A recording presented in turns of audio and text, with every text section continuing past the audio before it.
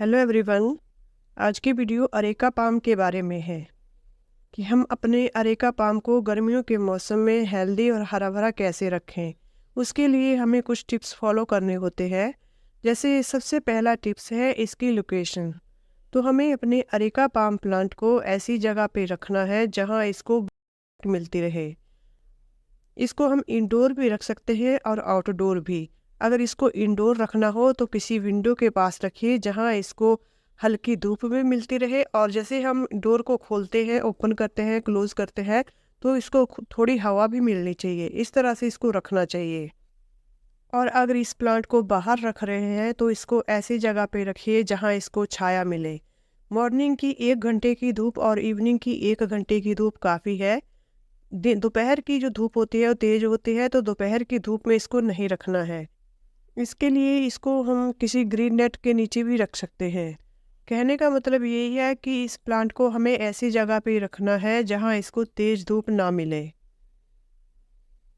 Summer season में ये plant अच्छे से ग्रोथ करता है, लेकिन इसको तेज़ धूप से ही बचाना है।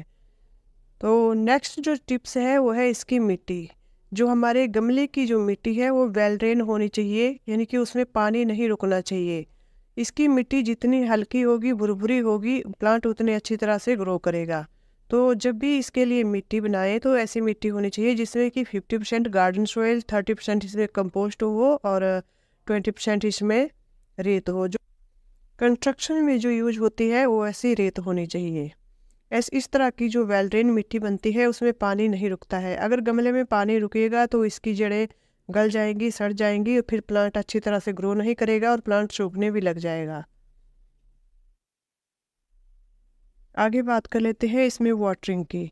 तो हमें अपने प्लांट में पानी तभी डालना है जब इसकी मिट्टी ऊपर से सूखी हो, ड्राई हो।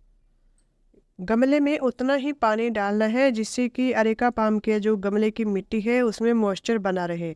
ज़्यादा पानी डालेंगे तब भी इसकी पत्तियां पीली होकर सूखने लग जाएंगी और इसकी जो जड़ें हैं वो भी गलने लग जाएंगी। अगर पानी की कमी इस प्लांट में होगी तो इसकी पत्तियों की टिप सूखने लग जाती है। जैसे यहाँ पे इसकी जो पत्तियां हैं, यहाँ जैसे से इसकी पत्तियां सूखने लग जाती हैं, पानी की कमी का पता इसी तरह से इस प्लांट में लगता है। अगर हमारे गमले में पानी की कमी होगी, प्लांट की पत्तियां सूखने लग गई होगी, तो हमने गमले में प्रॉपर तरीके से पानी डालना है। मॉर्निंग के टाइम पे या फिर इवनिंग के टाइम में बैलेंस करके ही पानी डालना है। दिन में एक बार ही इसमें पानी डालना है। और अगर इसकी पत्तियां सूख गई हैं तो उनको ट्रिम कर देना है।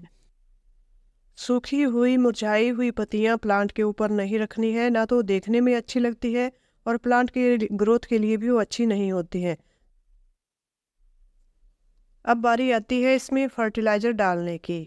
तो जब भी हमें लीफी प्लांट में फर्टिलाइज़र डालना हो तो लीफी प्लांट के लिए जो बेस्ट फर्टिलाइज़र होता है वो नाइट्रोजन वाला फर्टिलाइज़र होता है। प्लांट की अच्छी ग्रोथ के लिए नाइट्रोजन बहुत ज़रूरी है, तो इसके लिए जो फर्टिलाइज़र डालना है वो है वर्मी कंपोस्ट। मैंने इस प्लांट में अभी कुछ दिन पहले ही फर्टिलाइज़र डाला था, तो आज तो मैं इसमें फर्टिलाइज़र नहीं डालूंगी। वर्मी कंपोस्ट महीने में एक बार हमने गमले के हिसाब से डालना है। जैसे 10 से 12 इंच का गमला होता है तो उसमें 1 कटोरी वर्मी कंपोस्ट काफ़ी होता है। अगर किसी के पास वर्मी कंपोस्ट ना हो तो गाय के गोबर की पुरानी खाद होती है, उसको भी डाल सकते हैं। अगर वो भी ना हो तो जो फ्रेश चाय की पत्ती होती है उसका 1 चम्मच एक गमले के लिए काफ़ी होता है। तो महीने में फ्रेश चाय की पत्ती का 1 चम्मच या फिर कॉफ़ी पाउडर का लिक्विड जो फर्टिलाइज़र होता है वो बना के हमें गमले की मिट्टी में डाल देना है। उससे हमारे प्लांट की ग्रोथ बहुत अच्छे से होती है। और इसके साथ ही 3 महीने में एक बार हमने इसमें एप्सम सॉल्ट का 1 चम्मच डालना है। एप्सम सॉल्ट डालने से हमारे प्लांट की जो पत्तियां हैं वो ग्रीन बनी रहती है। तो आज की वीडियो में हमने डिस्कस किए कि हम अपने अरेका पाम को कैसे हरा भरा रखें। अरेका पाम को हरा भरा रखने के लिए लाइट में रखें, सूखी हुई पत्तियों को ट्रिम कर दें और इसमें अच्छे से वर्मी कंपोस्ट या फिर नाइट्रोजन वाला कोई भी फर्टिलाइज़र डालें। 3 महीने में एक बार इसमें एप्सम सॉल्ट डालें।